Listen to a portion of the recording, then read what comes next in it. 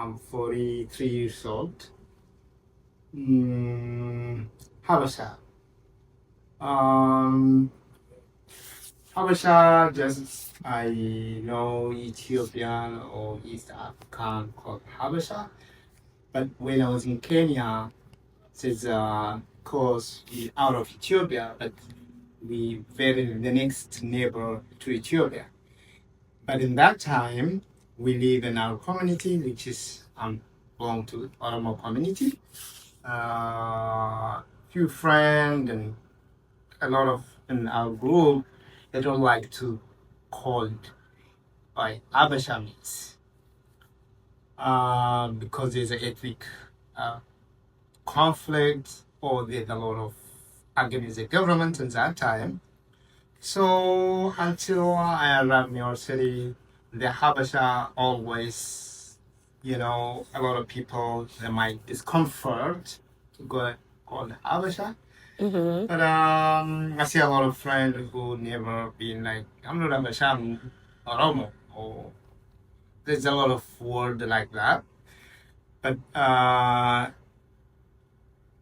for me, I think the Habesha means all general Ethiopian, they didn't call any ethnic background, which is maybe like Ethiopian descent,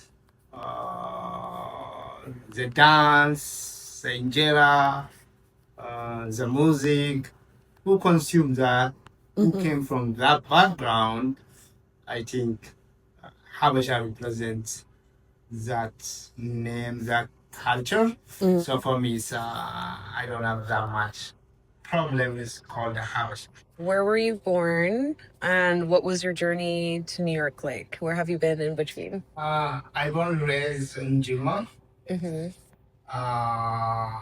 in a very beautiful village. We can grow our coffee farm, orange farm, cow, all land crops. So by age of 14, I left home to get better opportunity.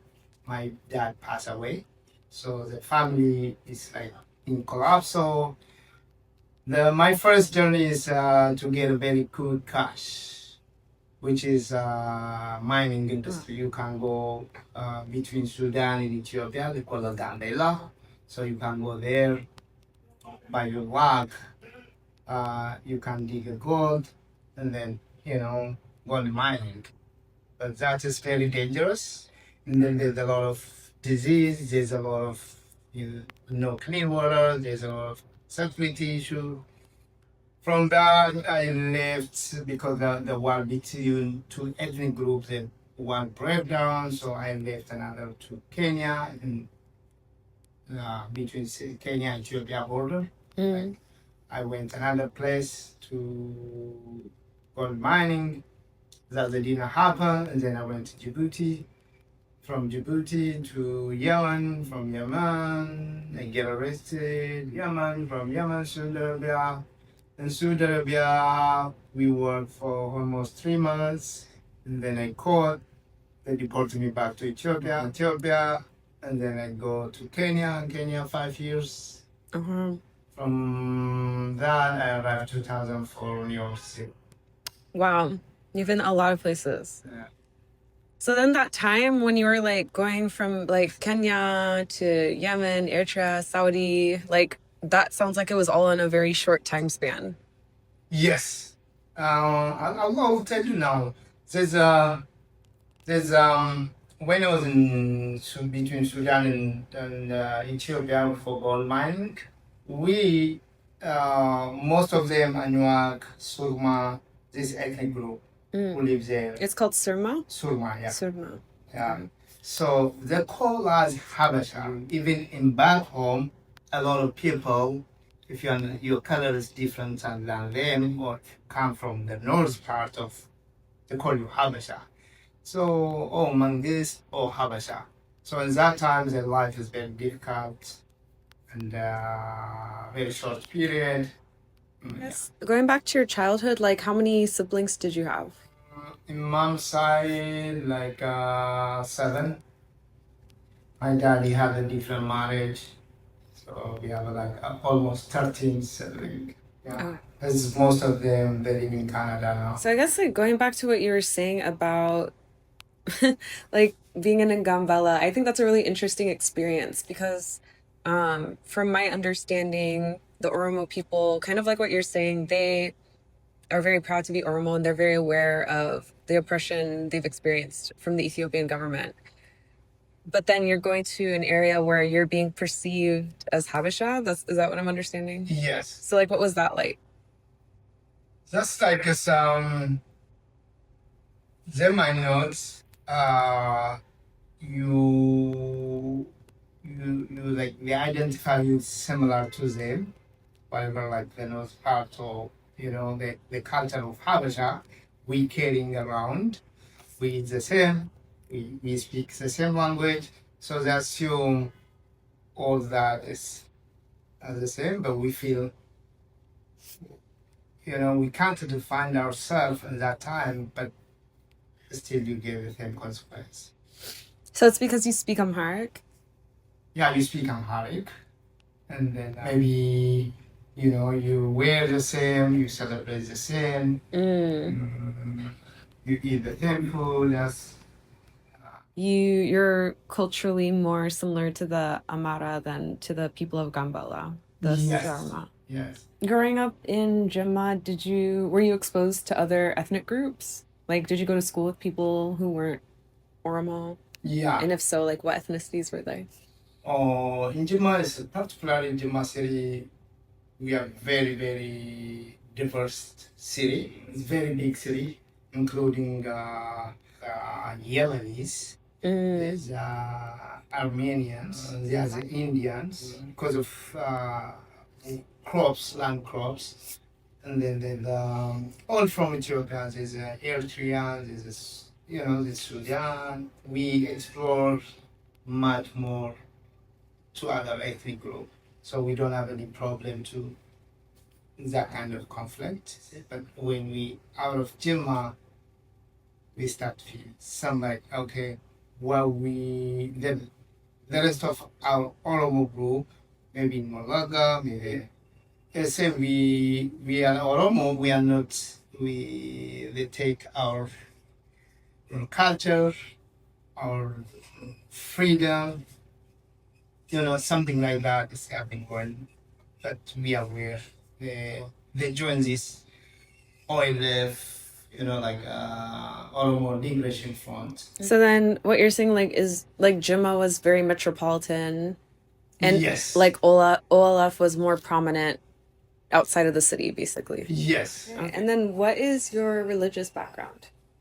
I'm Muslim. And would you say that the majority of people in Jimma are Muslim? Yeah, majority of especially ethnic Jimma ethnic, there's 99% they're Muslim. Okay. All Jimma based Oromo ethnic. Abba Jafari? Yeah, King Papa Jafar. Abba. Very, very known by diplomacy. He used to make a trade in Zanzibar.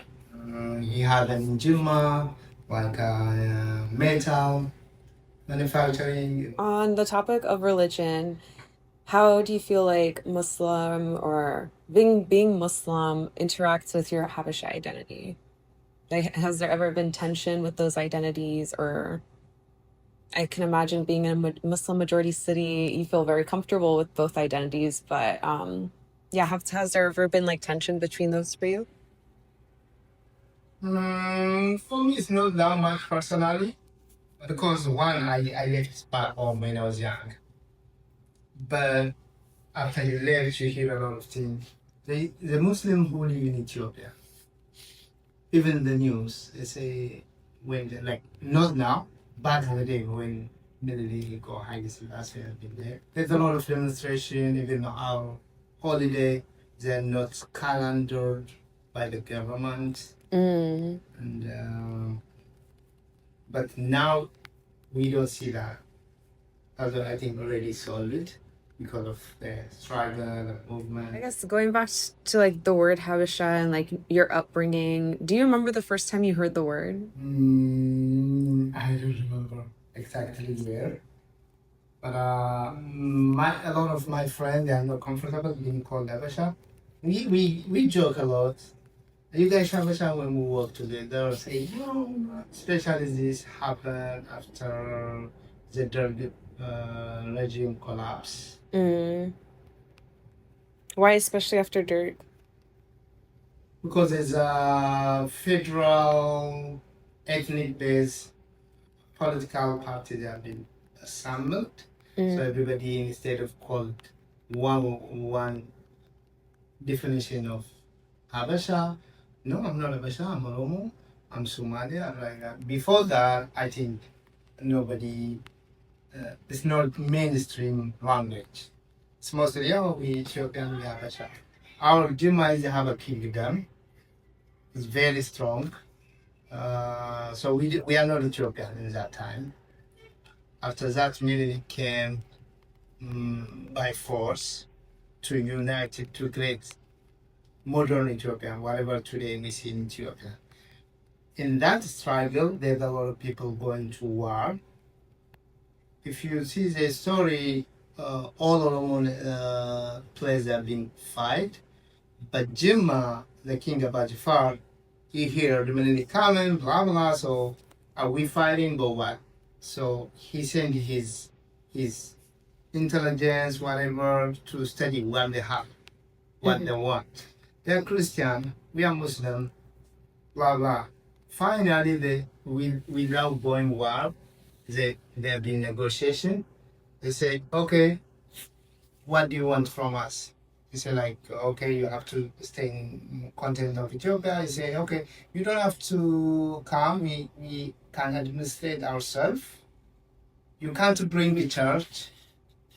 In Jimma City, you can't build any church. Out of Jimma City, maybe like 10 kilometers, you can build a church. But whatever you request, like a tax, we can pay you whatever you need. Based on that, they agree. But the rest of Oromia or southern nation of Ethiopia, they're going by war. Take their land, a lot of things that happen. So Jimma from that, after Bajifal, even like during the Adwa, when they fight the military, Jimma they give like 5,000, I don't know exact number, force. And then Abajifar came to Addis Ababa to go to Adwa. Military told them, don't go to war, I go war. You stay in Addis so you can protect the rest of Ethiopia. So there's big strain there. So that probably like heavily impacts the way people from Jama like relate to Addis versus the rest of Oromia. Yes. Even now people like, oh, Jama, are much, but including these, there's a lot of leadership came from Jama during the political struggle for ONF. So from your understanding, like the word Habesha has just always been in your memory. Yeah, in my memory. Okay. Still now. Yeah. Yes. And like in your mind. and then when I opened this juice bar 2012, I named it Oasis Jima. A lot of people they why you call it Oasis Jima? I say it's name, so I chose it to call it.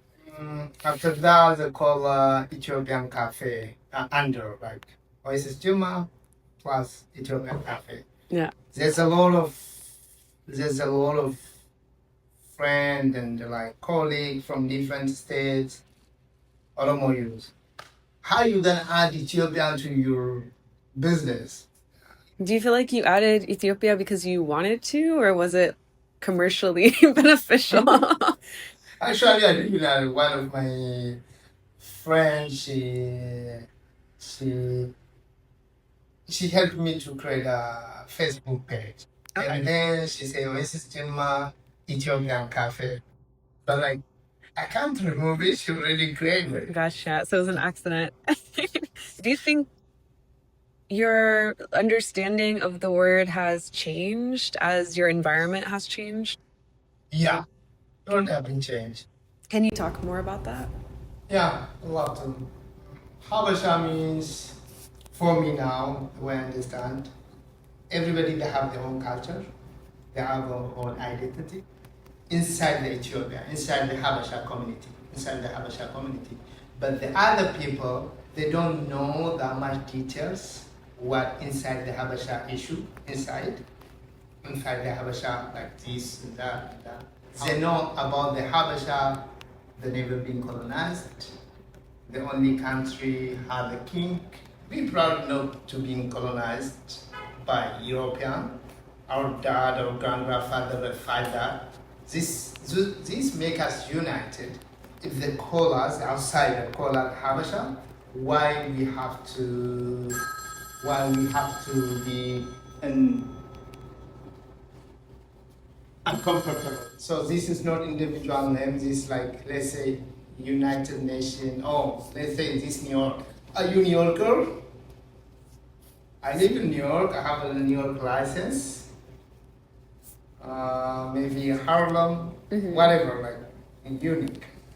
So I see name like that. But inside that name, you can have a space. You can have, okay, whichever side you want to call. But then how do you reconcile that with like, yeah, I guess like how do you just reconcile those identities in terms of like what you want to see for the future? And maybe that's too big of a question. Like you don't have to have a solid fit, but yeah. I think this generation is it's very 21st century generation. It's good. Reconciliation is very important. We can't keep going. The difference is going to be every place. Who's that? Like at least they are say whatever our grandfather did is super good.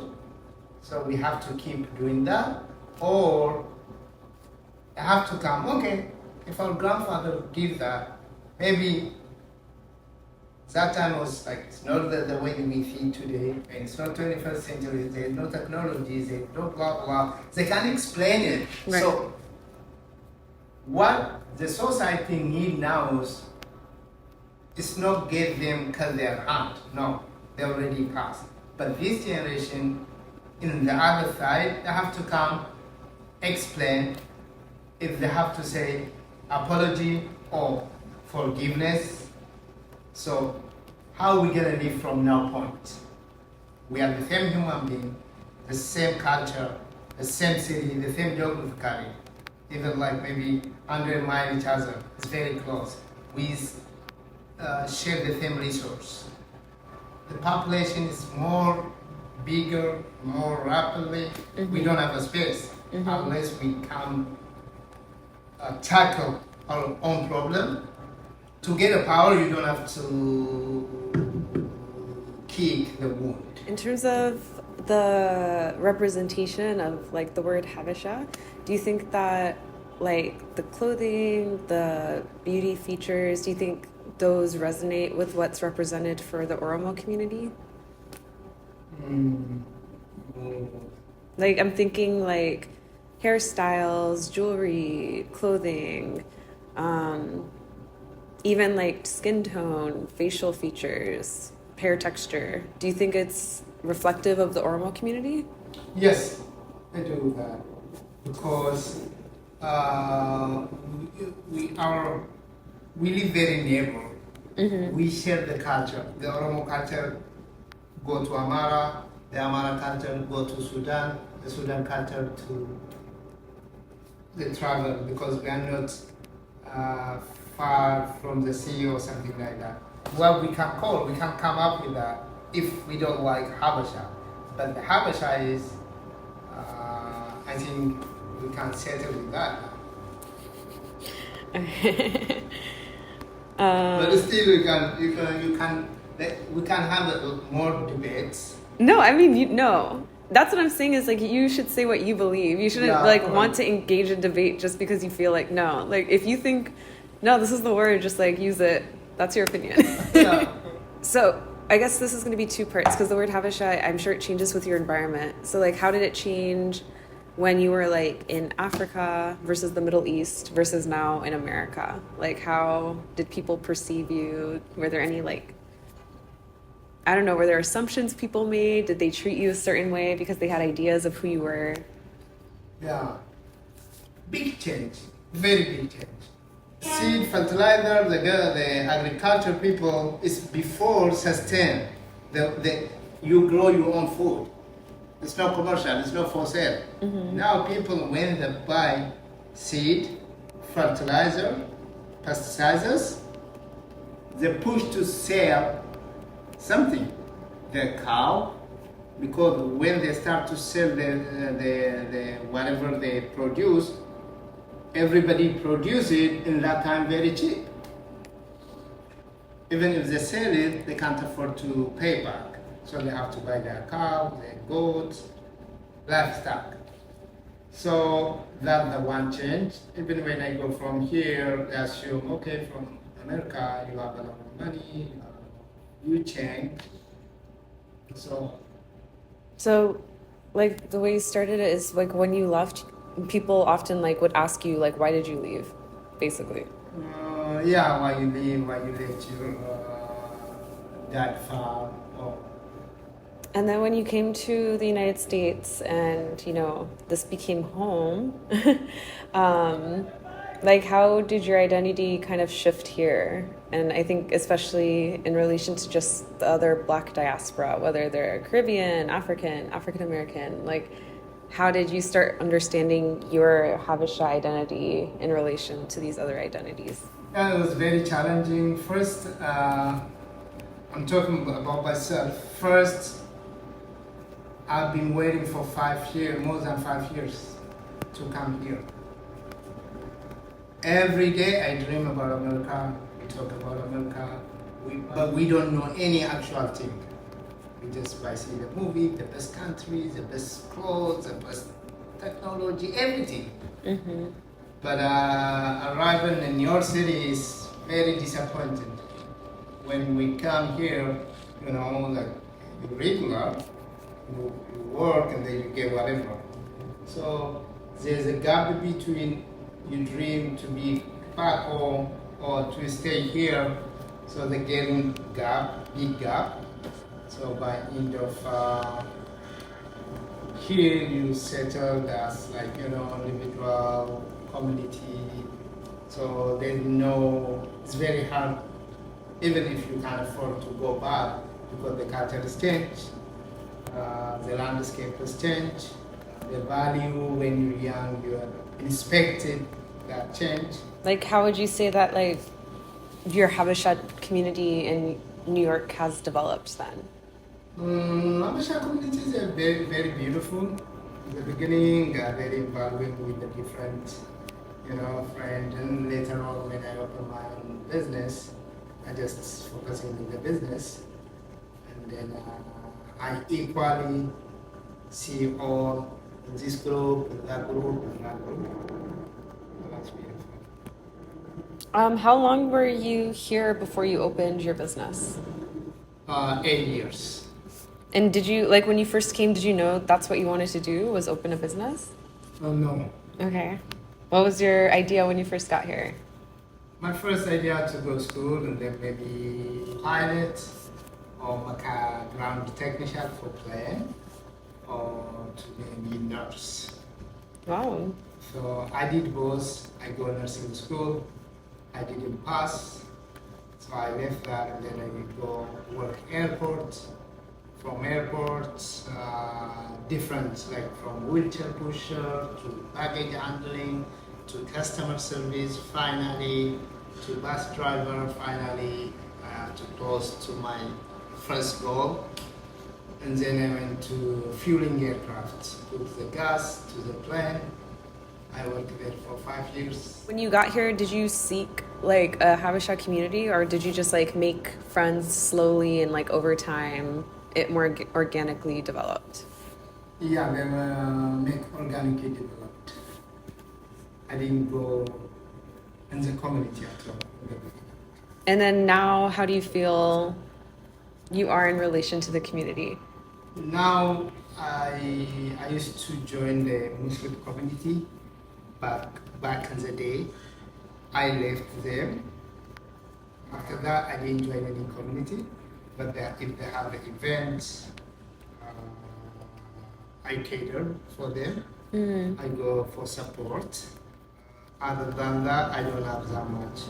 Most of my friends are very going deep to the community, building the Oromo Nation.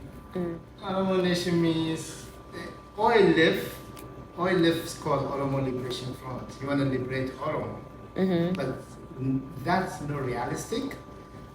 But our friend is like he's a Columbia student in the political science.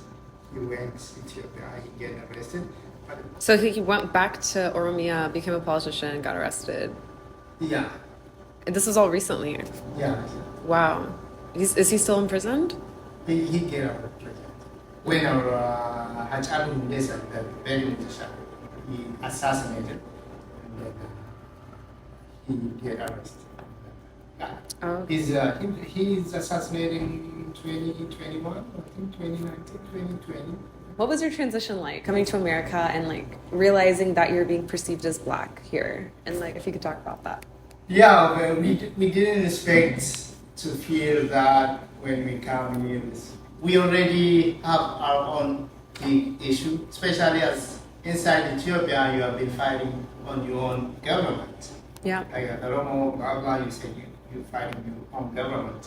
Yeah, we see that way, we talk a lot, and then mostly try to learn how Martin Luther King, the leader, they have been mobilized, what going through. At the same time, the way African Americans have been given no chance, we feel, oh, is that what our people going through now? But they can't talk openly, at least. It's African American, they have their own institution, the leader, they can sharpton, they can go to, if you have something kicked or killed by, at least the system, they accommodate to push the system. You can always improve. Yeah, we learn a lot from this. Do you identify as black? Like, would you say I'm black? Yeah, black. Yeah, Okay. we identify as black. But I tell you, like, if I'm an Oromo in back home, that's have been happened, pushed. So how does African American feel? The same. How has your experience been with other black people in America who aren't Ethiopian when they meet you and they learn about you, your culture, your heritage? Like, what has that interaction generally been like? Yeah, they're very beautiful. When you say, oh, when you're from Ethiopia, they are happy to talk to you. Most of them, they know, especially the food, the culture, they love about that. I wish if we make our inside problem, finish it, and then we, as African, we supposed to do that for African Americans. They have to call them, every individual who wants to come to Ethiopia, you get a free citizen, you can buy any land you want, you can work as a citizen. They don't come to home.